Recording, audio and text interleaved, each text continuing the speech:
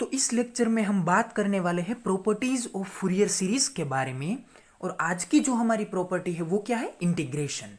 पहले मैं आपको ये बता देना चाहता हूँ कि फूरियर सीरीज की 4 इंपॉर्टेंट प्रॉपर्टीज है, जिनमें से आज हम एक प्रॉपर्टी के बारे में बात करने वाले हैं जिसका टाइटल है इंटीग्रेशन। बाकी के 3 प्रॉपर्टीज को समझने के लिए और उनके बारे में वीडियोस को देखने के लिए आप इस वीडियो के डिस्क्रिप्शन बॉक्स को चेक कीजिए, जिसमें मैंने उन तीनों प्रॉपर्टीज के वीडियोस की लिंक दे रखी है। वहां से आप ये समझ पाएंगे कि फूरियर सीरीज की अलग अलग प्रॉपर्टीज के बेसिस के ऊपर फूरियर सीरीज के बारे में हम क्या बातें डिनोट कर सकते हैं। तो चलिए बात करते हैं कि फूरियर सीरीज में ये इंटीग्रेशन नाम की प्रॉपर्टी असल में हमें क्या बातें बता सकती है। यहाँ पे हम बात करने वाले हैं प्रॉपर्टी ऑफ फूरियर सीरीज के बारे में, जिसमें से आज हम बात करने वाले हैं इंटीग्रेशन के बारे में। तो देखिए, इंटीग्रेशन और डिफरेंशिएशन असल में मैथमेटिकल टर्म्स का एक ऑपरेशन है। मतलब कि किसी भी फंक्शन का अगर हम डिफरेंशिएशन करते हैं तो वो फंक्शन का हमें स्लोप पता चलता है, और अगर उसी फंक्शन का हम यहाँ पे इंटीग्रेशन करते हैं तो क्या होता है, उस पूरे के पूरे इक्वेशन में किस टाइप का बिहेवियर है वो बिहेवियर हमें पता चलता है।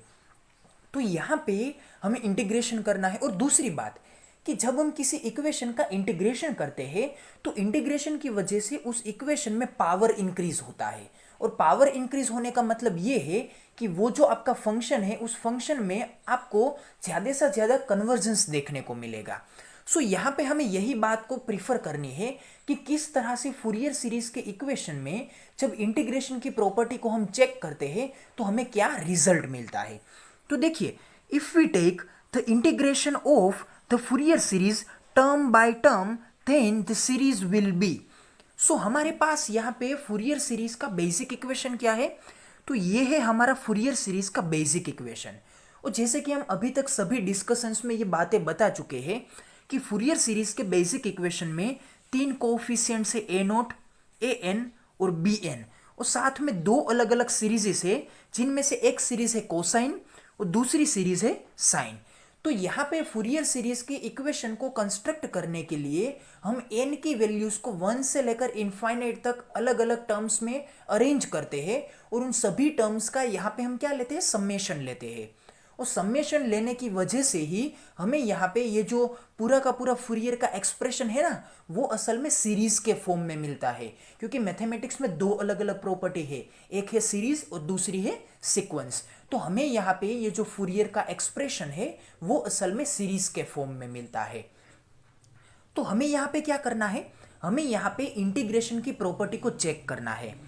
इंटीग्रेशन की प्रॉपर्टी को चेक करने के लिए हमें क्या करना पड़ेगा, इस फूरियर सीरीज के बेसिक इक्वेशन में दोनों छोर पे क्या अप्लाई करना पड़ेगा, इंटीग्रेशन अप्लाई करना पड़ेगा। तो देखिए, ये फूरियर सीरीज का इक्वेशन असल में x के रिस्पेक्ट में क्या है, वेरिएबल है। क्योंकि यहाँ पे ये जो फंक्शन है वो क्या है, एफ ऑफ एक्स, मतलब कि इसमें वेरिएबल के फॉर्म में यहाँ पे x है। दूसरी बात कि राइट हैंड साइड में ये जो आपकी 2 अलग अलग सीरीज है, कोसाइन सीरीज और साइन सीरीज, इन दोनों में भी वेरिएबल क्या है, x वेरिएबल है, जिसकी वजह से मैं इस इक्वेशन में दोनों छोर पे क्या अप्लाई करता हूं, इंटीग्रेशन अप्लाई करता हूं with respect to the x। और यहां पे लिमिट अप्लाई करता हूं as a lower limit x naught और as a upper limit x। मैंने क्या किया, इस इक्वेशन में मैंने इंटीग्रेशन अप्लाई किया है, integration from x naught to the x, मतलब कि यहां पे लोअर लिमिट है x नॉट और अपर लिमिट है x, और ये इंटीग्रेशन होता है with respect to the x। यहाँ पे ये क्या होगा, integration from x naught to the x f of x dx। फिर यहाँ पे a नॉट, इसका इंटीग्रेशन इंडिविजुअली होगा, इस दूसरे टर्म का भी इंटीग्रेशन यहाँ पे इंडिविजुअली होगा, और इस तीसरे टर्म का भी इंटीग्रेशन यहाँ पे इंडिविजुअली होगा। इन तीनों टर्म्स को हमने यहाँ पे लिमिट x नॉट से लेकर x नॉट तक हमने इंटीग्रेट किया है, और यहाँ पे ये जो रिस्पेक्ट है वो हमने यहाँ पे क्या मेंटेन की है, dx की। अब देखिए, इस पूरे के पूरे इक्वेशन में आपको यहाँ पे ए नोट, ए एन और बी एन, ये जो तीनों कोएफिशिएंट है ना, वो इंटीग्रेशन में से बाहर लिए जाएंगे, क्योंकि ये तीनों कोएफिशिएंट्स हमारे लिए एज अ कांस्टेंट टर्म यहाँ पे कंसिडर किए जाएंगे। जबकि आप यहाँ पे cos ऑफ nx और sin ऑफ nx को एज अ वेरिएबल कंसिडर कर सकते हैं, क्योंकि इन दोनों टर्म्स के अंदर nx मतलब कि ये x वेरिएबल है और इसके साथ में n मल्टीप्लाइड है। सो हमें यहाँ पे cos ऑफ nx और sin ऑफ nx को एज अ वेरिएबल कंसिडर करना है, जबकि ये तीनों कोएफिशिएंट्स a0, an और bn को एज अ कांस्टेंट कंसिडर करते हुए हमें इसे इंटीग्रेशन से बाहर रखना है। तो देखिए हमें यहाँ पे तीन इंटीग्रेशंस परफॉर्म करने हैं। एक इंटीग्रेशन है ये हमारा, ये दूसरा इंटीग्रेशन है cos ऑफ nx का, और ये तीसरा इंटीग्रेशन है sin ऑफ nx का। सो इन तीनों टर्म्स का इंटीग्रेशन परफॉर्म करते हैं तो हमें क्या मिलेगा, देखिए यहाँ पे dx का इंटीग्रेशन होगा x। सो हमने यहाँ पे x का इंटीग्रेशन करके लिख दिया है और लिमिट अभी तक हमने ऐसे ही होल्ड ऑन करके रखी है x0 से लेकर x तक की।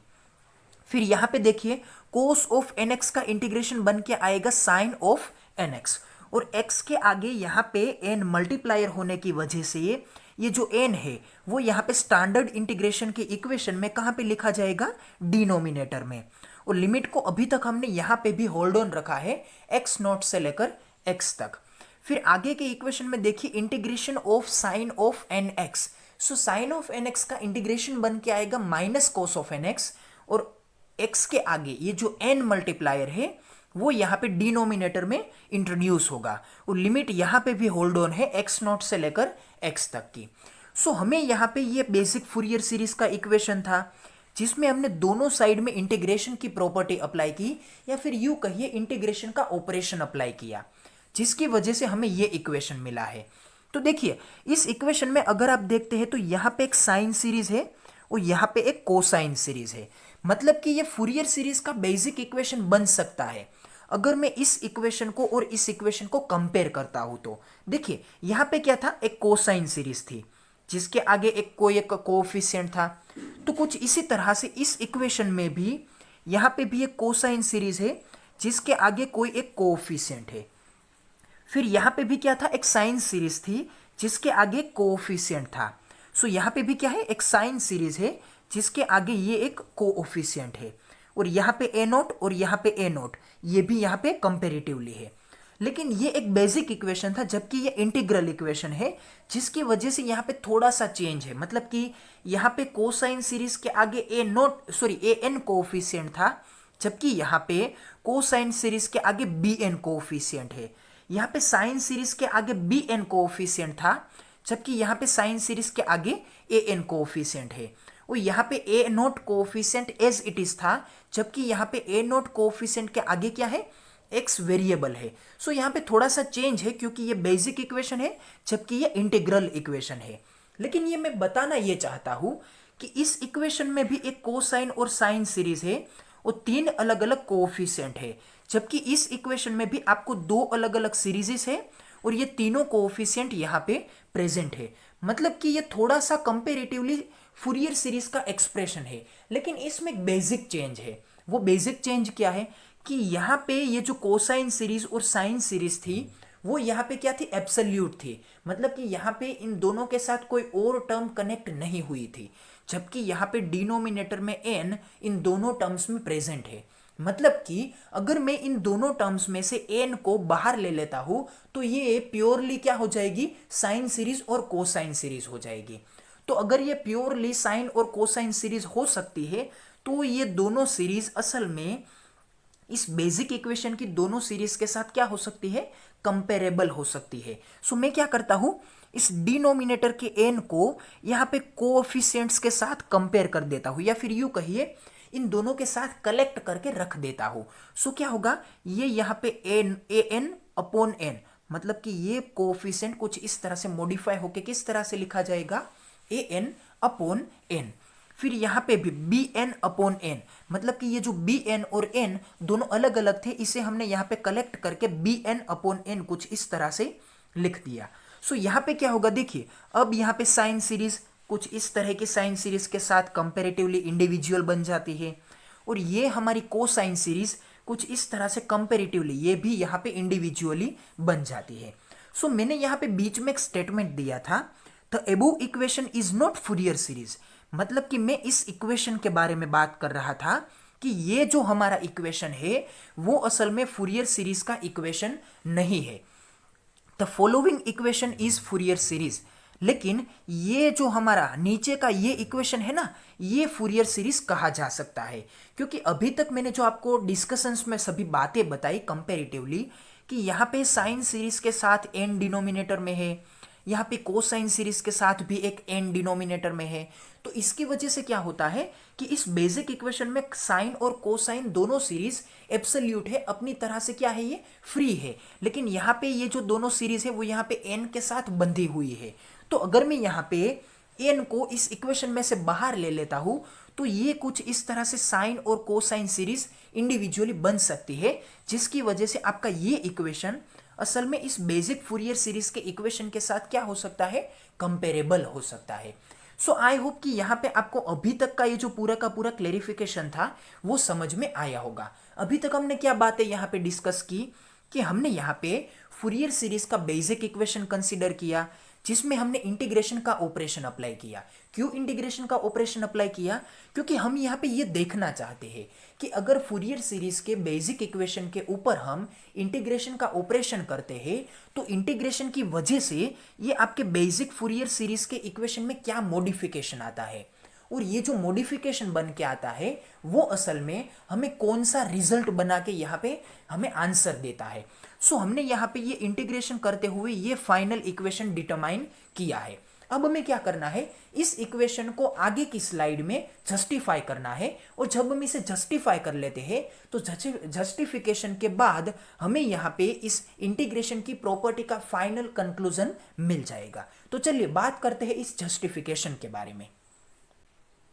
तो प्रीवियस स्लाइड में हमने ये डिटरमाइन किया कि अगर मैं यहाँ पे इस डिनोमिनेटर के एन को कोएफिशिएंट्स के साथ कलेक्ट कर लेता हूं, तो ये फूरियर सीरीज का बेसिक जो इक्वेशन है ना, इस इक्वेशन की कंपैरिजन में ये थोड़ा बहुत कंपैरेटिवली हो सकता है। लेकिन देखिए, मैं आपको एक बात अच्छी तरह से समझाना चाहता हूं कि ये जो हमारा इक्वेशन है, जो कि यहाँ पे इंटीग्रेशन की वजह से हमें मिला है, तो इस इक्वेशन में यहाँ पे एक एडिटिव टर्म आई है एन। मतलब कि ये जो हमारा बेसिक फूरियर सीरीज का इक्वेशन था f of x is equals to a naught, और बाद में क्या आया था, सिग्मा एन रनिंग। तो मैं यहाँ पे सिग्मा नहीं लिखता हूँ, डायरेक्टली टर्म लिखता हूँ ए एन, और यहाँ पे कौन सी सीरीज थी, कोसाइन सीरीज थी। फिर क्या था, बी एन कोएफिशिएंट था, और कौन सी सीरीज थी, साइन सीरीज थी। तो यहाँ पे आप ये देखिए कि कोसाइन सीरीज के साथ यहाँ पे कोएफिशिएंट था ए एन, और साइन सीरीज के साथ यहाँ पे कोएफिशिएंट था बी एन। लेकिन यहाँ पे डिनोमिनेटर में कहीं पे भी एन नजर नहीं आता था। मतलब कि फूरियर सीरीज के बेसिक इक्वेशन में कहीं पे भी ये डिनोमिनेटर में एन नहीं था। लेकिन जब हमने इस इक्वेशन का इंटीग्रेशन परफॉर्म किया, तो इस इंटीग्रेशन की वजह से क्या हुआ, यहाँ पे हमें इस इक्वेशन में आपको दोनों टर्म में यहाँ पे डिनोमिनेटर में एन नजर आता हुआ दिख रहा है। तो मेरा कहने का मतलब ये है कि इंटीग्रेशन की वजह से यहाँ पे एक जो मॉडिफिकेशन आया है, वो मॉडिफिकेशन यहाँ पे ये है कि इन दोनों सीरीजेस के साथ आपको यहाँ पे डिनोमिनेटर में एक एक्स्ट्रा एन देखने को मिल रहा है। तो देखिए, मैंने वही स्टेटमेंट को यहाँ पे एज अ कंक्लूजन लिख रखा है। क्या दे रखा है, रीड कीजिए। The last equation shows that the effect of integration is to place an additional power of n. मतलब कि यहाँ पे जब आपने इंटीग्रेशन परफॉर्म किया तो आपको एक एडिशनल टर्म मिल रही है, जो कि क्या है, एन है। So additional power of n in the denominator of each coefficient. मतलब कि सभी कोएफिशिएंट, कौन से सभी कोएफिशिएंट, ये ए एन और बी एन। और जब आप यहाँ पे n की अलग अलग वैल्यूज अप्लाई करते हैं, तो ये सभी कोएफिशिएंट्स क्या बन जाएंगे, a1 a2 a3 up to an। और बाद में b कोएफिशिएंट्स किस तरह से आएंगे, b1 b2 b3 up to bn। मतलब कि ये जो सभी कोएफिशिएंट्स है, उन सभी कोएफिशिएंट्स के डिनोमिनेटर में देखिए कहाँ पे है, डिनोमिनेटर में यहाँ पे n क्या हो रहा है, इंट्रोड्यूस हो रहा है। तो जब कोई भी सीरीज के इक्वेशन में अगर डिनोमिनेटर में n इंट्रोड्यूस होता है, तो असल में ये सीरीज कैसी बनती है, कन्वर्जेंट सीरीज बनती है। मतलब कि किसी भी सीरीज में अगर आप यहाँ पे कोई सीरीज का इक्वेशन जस्टिफाई करते हैं, मैं एक एग्जांपल देना चाहता हूँ। कंसीडर कीजिए कि कोई आपकी सीरीज है p, तो इस सीरीज में क्या है, -1 to the power n+1 upon n। तो देखिए ये कोई एक सीरीज है, तो इस सीरीज में ये जो इसकी साइन है ना +1 और -1 मतलब कि पॉजिटिव और नेगेटिव, तो ये साइन किस तरह से डिफाइन होगी, -1 के n+1 पावर की कंपैरिजन में। और यहाँ पे डिनोमिनेटर में क्या है, n, मतलब कि जैसे ही मैं यहाँ पे n की वैल्यू को 1 2 3 4 5 कुछ इस तरह से यहाँ पे इंक्रीजिंग ऑर्डर में रखते जाऊंगा, तो क्या होगा, ये आपका डिनोमिनेटर असल में 1 2 3 4 कुछ इस तरह से इंक्रीज होता हुआ नजर आएगा। और इंक्रीजिंग कोएफिशिएंट जो है वो कहाँ पे है, डिनोमिनेटर में है। मतलब कि ये आपका डिनोमिनेटर रैपिडली इंक्रीज हो रहा है। और जब किसी टर्म का या इक्वेशन का डिनोमिनेटर रैपिडली इंक्रीज होता है तो क्या होता है, इस सीरीज में जब आप आगे जाते हैं ना तो आपको लास्ट टर्म इसका 0 मिलता हुआ नजर आता है। मतलब कि इस सीरीज में आपको जैसे ही आप आगे बढ़ते हैं तो टर्म्स की वैल्यू डिक्रीज होती हुई नजर आती है। तो ऐसे टाइप की सीरीज को हम क्या बोलते हैं, कन्वर्जेंट सीरीज बोलते हैं।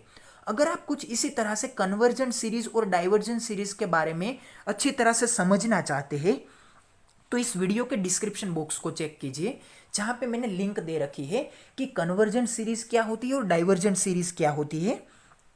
और इन दोनों सीरीज के मैंने वहां पे आपको एग्जाम्पल भी दे रखे हैं, जिस एग्जाम्पल के साथ में आप ये समझ सकते हैं कि असल में कन्वर्जेंट सीरीज का बिहेवियर क्या होता है और डाइवर्जेंट सीरीज का बिहेवियर क्या होता है। अगर आप उस वीडियो को देखते हैं तो आपको इस इंटीग्रेशन की प्रॉपर्टी को समझने में आसानी रहेगी। और दूसरी जो प्रॉपर्टी है डिफरेंशिएशन की, तो उस डिफरेंशिएशन की प्रॉपर्टी में भी आपको वहां पे कन्वर्जेंट और डाइवर्जेंट सीरीज को समझना इंपॉर्टेंट है। क्योंकि जब आप इस फूरियर सीरीज के इक्वेशन में डिफरेंशिएशन अप्लाई करते हैं तो क्या होता है, उसमें ये जो कन्वर्जेंस की प्रॉपर्टी है ना वो वहां पे डिक्रीज होती है। लेकिन जब आप इस फूरियर सीरीज के इक्वेशन में इंटीग्रेशन की प्रॉपर्टी को अप्लाई करते हैं तो वही कन्वर्जेंस की जो प्रॉपर्टी है ना वो यहाँ पे क्या होती है, इंक्रीज होती है। तो डिफरेंशिएशन और इंटीग्रेशन दोनों टर्म में ये चेंज है। और अगर आप इस चेंज को समझना चाहते हैं तो आपको उस कन्वर्जेंस और डाइवर्जेंस सीरीज के कंसेप्ट को समझना आवश्यक है। सो पहले आप उस वीडियो को प्लीज चेक कीजिएगा।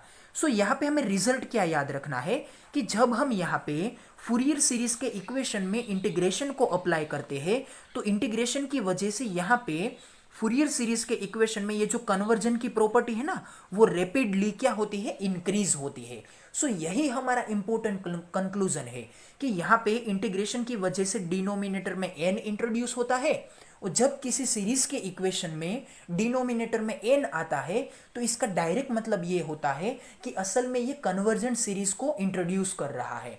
और जब कन्वर्जेंट सीरीज बनती है तो इसका जाहिर सा मतलब ये है कि ये सीरीज आगे बढ़ते हुए अपने कन्वर्जेंस प्रॉपर्टी को क्या करती है, इंक्रीज करती है, इंप्रूव करती है। सो आई होप कि यहाँ पे आपको ये पूरा का पूरा एक्सप्लेनेशन अच्छी तरह से समझ में आ गया होगा। Thank you so much for watching my video.